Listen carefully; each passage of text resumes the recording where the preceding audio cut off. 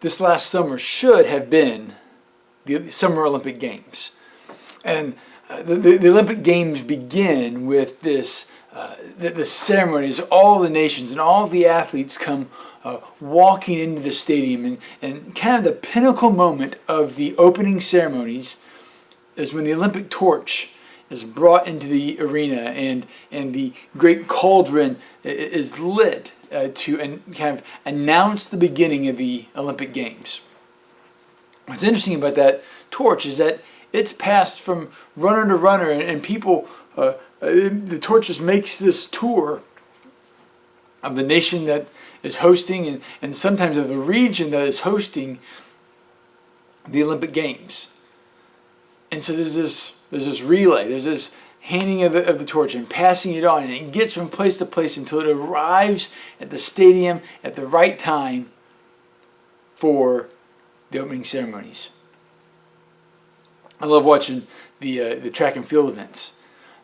In the track, one of the track and field events is the relays. And you have different relays of varying lengths, and so you have certain runners who run a longer distance in the handoff, and then the fastest is the 4x100. And you have 4 individuals running 100 meters as fast as they can, 4 of the fastest runners from every country, running and handing off the baton to the next runner. And they literally just fly around the track. It is amazing to watch the speed and the power of those runners.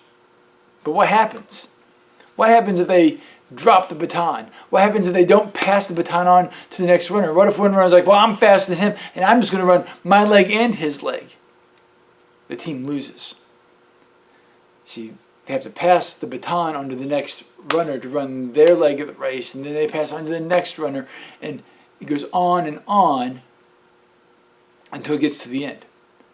And if the baton hits the ground, they lose. And that is a great symbol of evangelism. A great symbol of the gospel, that it's passed on from one runner to the next, one person to the next, that we run our leg, we do our part, we do our job, we run our race until we pass it on to the next person.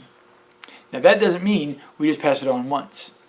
We run our leg, as we're running, we have the opportunity to pass the baton on to other people, several other people, all throughout our life, that we pass the baton on to another generation, on to those who will live beyond us, on to those who will go ahead of us, those who will reach others beyond that those who we may be unable and not have the opportunity to reach. And what happens if we don't? Well, we lose. The gospel loses ground, the church loses influence, we fail to fulfill the mission that God has for us. So what's our role? Our role is to run our leg, to run our race. Paul says in 1 Corinthians 9 that we run as if when we were to win the race, we strive and train and prepare ourselves. The writer of Hebrews says that we run with perseverance the race that's marked out for us, keeping our eyes focused on Jesus. And so we run the race He's called us to run in the way He's called us to run it, and we pass on the gospel. We pass the baton to those who will go next. And unlike the runners in the Olympics, we get to keep running. We run with them, passing the baton on again and again and again until we all cross the finish line together. Hey guys, I love you. I'm praying for you. I hope that you're praying for those that you can pass the baton on to next. That somehow, some opportunities you may have in the days and weeks and months ahead to share the gospel with those around you, that you may help them come to walk with Jesus. I love you, and I hope I get to see you real soon.